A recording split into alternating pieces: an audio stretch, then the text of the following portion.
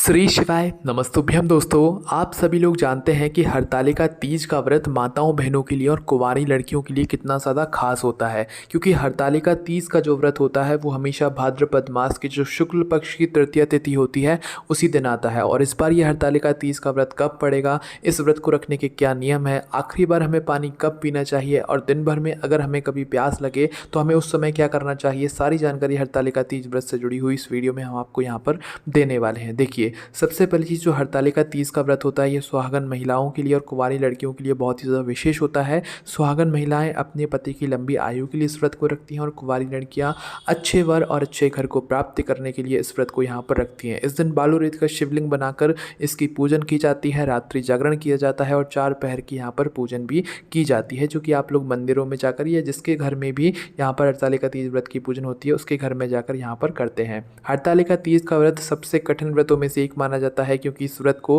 पूर्ण रूप से निर्जला और निराहार रखा जाता है। इस व्रत में कुछ ना खाया जाता है ना कुछ पिया जाता है। इसके अलावा इसमें रात्रि जागरण का विशेष महत्व माना जाता है। आइए जानते हैं कि इस बार हरतालिका तीज का व्रत कब से लेकर कब तक रहेगा इसकी तिथि और इस बार आपको व्रत कब रखना है। तो देखिए, इस बार जो हरतालिका तीज यानी कि तृतीय तिथि शुरू हो रही है वो 25 अगस्त सोमवार की दोपहर को 12:35 से शुरू हो रही है और इसकी समाप्ति हो रही है 26 अगस्त मंगलवार के दिन दोपहर को 1:54 पर। उदय तिथि के अनुसार दोस्तों हरतालिका तीज का व्रत 26 अगस्त 2025 के दिन ही यहाँ पर रखा जाएगा। जो भी माताएं बहनें इस व्रत को रखने वाली हैं उनके लिए अब कुछ विशेष बातें हैं जो कि आप लोग ध्यान से सुन लीजिए, ठीक है। जिस दिन आप लोग हरतालिका तीज का व्रत रखेंगे इस दिन आप लोग सुबह जल्दी उठ जाइएगा। विशेष रूप से अगर आपको सुबह पानी वगैरह, जूस वगैरह, नारियल पानी वगैरह पीना है ताकि आप लोगों के शरीर में पूरे दिन पानी की कमी ना हो, तो इसके लिए आप लोगों को सुबह 4 बजे से पहले उठ जाना है। सुबह 4:35 से पहले अगर आपको पानी पीना है, जूस पीना है, नारियल पानी वगैरह पीना है तो ये आप पी सकते हैं, क्योंकि 4:35 के बाद से फिर ब्रह्म मुहूर्त शुरू हो जाएगा और आपके व्रत की भी शुरुआत हो जाएगी। फिर इसके बाद आप कुछ खा पी नहीं सकते हैं, ठीक है।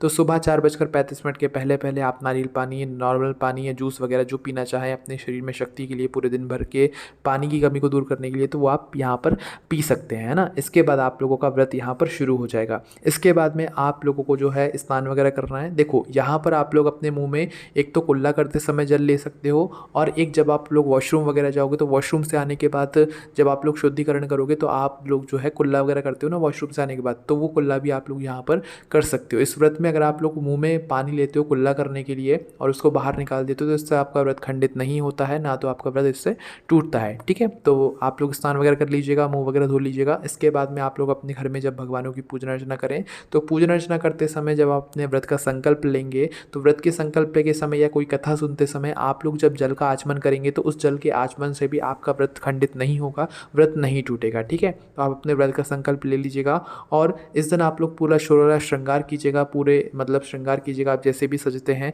पूरे वैसे ही श्रृंगार कीजिएगा। लाल साड़ी इस दिन आप लोग पहनिएगा और पूरा श्रृंगार कीजिएगा, ठीक है।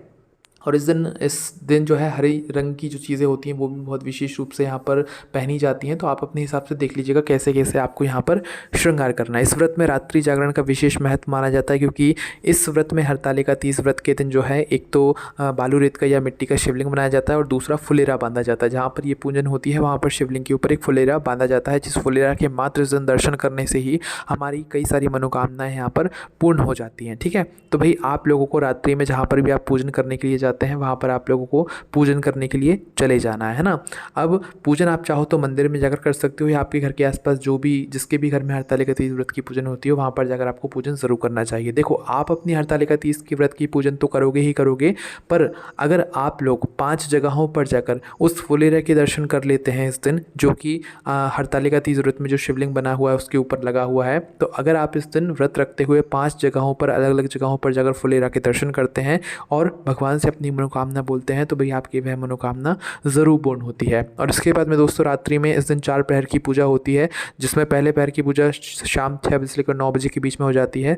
तो बहुत सारी माताओं बहनों को ये प्रश्न रहता है कि हम पहले पहर की पूजा के बाद कुछ खा पी सकते हैं। तो देखो, पहले पहर की पूजा के बाद अगर आपके शरीर में मतलब आपको ज़्यादा ही कुछ कमज़ोरी लग रही है तो आप चाय दूध वगैरह पी सकते हैं, चाय पानी वगैरह जो है ले सकते हैं। कब? जब आपकी हरतालिका तीज व्रत की पहले पहर की पूजा यहाँ पर हो जाए, है ना। इसके बाद में दूसरे पैर की जो पूजा होती है वो रात 9 बजे से लेकर रात 12 बजे के बीच में होती है। तीसरे पैर की पूजा रात को 12 बजे से लेकर सुबह 3 बजे के बीच में होती है। चौथे पैर की पूजा सुबह 3 बजे से लेकर सुबह 6 बजे के बीच में होती है। एक हरतालिका तीज का ही एक ऐसा व्रत रहता है जिसमें जो पार्थिव शिवलिंग बनाया जाता है, बालू रेत का या मिट्टी का शिवलिंग बनाया जाता है, उसे आप लोग रात भर अपने घर में रख सकते हो। और जब चारों पैर की पूजा सुबह हो जाती है तो सुबह होने के बाद आपको जो है उस पार्थिव शिवलिंग का विसर्जन करना रहता है, या जिसके घर में वो शिवलिंग बनाया रहता है या मंदिर बनाया रहता है तो वहाँ की माताएं बहनें इस पार्थिव शिवलिंग को विसर्जन करने के लिए यहाँ पर अगले दिन सुबह जाती हैं। ठीक है। और आप लोग भी पूर्ण रूप से अपने व्रत का पालन कब करते हैं? अगले दिन सुबह सुबह जब आपकी चारों पैर की पूजा यहाँ पर संपन्न हो जाती है तो सुबह सुबह आप अपने व्रत को मतलब खोल सकते हैं, व्रत का पालन कर सकते हैं। फिर जो भी आपको खाना पीना वगैरह है वो सारी चीज़ें आप लोग खा सकते हैं। व्रत का पालन अगर आप भगवान के प्रसाद के साथ करेंगे तो बहुत ही ज़्यादा यहाँ पर अच्छा रहेगा। इस व्रत में सोया नहीं जाता है, ना तो दिन में और ना रात में, इसलिए कोशिश कीजिएगा कि आप इस व्रत में सोए ना, क्योंकि व्रत में सोना वर्जित माना गया है। इसके अलावा अगर आप लोग और सालों में सही तरीके से पूरे नियम के साथ निर्जला और निराहार व्रत रखते आए हुए होंगे और इस साल अगर आपकी तबीयत वगैरह कुछ ठीक नहीं है, आपकी गोली दवाइयाँ वगैरह चल रही हैं, तो भाई उन माताओं बहनों के लिए एक हमारा सजेशन है कि आप लोग इस व्रत को जल पीकर और फलाहार करके भी रख सकते हैं, सिर्फ उस जगह पर जहाँ पर आपके शरीर में आपको कोई दिक्कत परेशानी हो या मजबूरी में आपको व्रत रखना पड़ रहा होगा। अन्यथा आप लोग जो है निर्जला और निराहारी आप लोग व्रत यहाँ पर रखिएगा। कोई मजबूरी है, कुछ शरीर में दिक्कत परेशानी है तो ही आप लोग जल पीकर और यहाँ पर फलाहार करके व्रत रखिएगा। वैसे इस व्रत को निर्जला और निराहार ही रखा जाता है और जो कुंवारियाँ लड़कियाँ होती हैं वह भी इस व्रत को अच्छा वर पाने के लिए यहाँ पर करती हैं। इसके अलावा अगर आपके मन में कोई भी प्रश्न है इस व्रत से जुड़ा हो तो हमसे कमेंट करके पूछ सकते हैं, हमने आपको सारी जानकारी यहाँ पर दे दी है। इसके अलावा आपके मन में कोई भी प्रश्न है कमेंट करके पूछ सकते हैं। ओम नमः शिवाय, जय भोलेनाथ, श्री शिवाय नमस्तुभ्यम।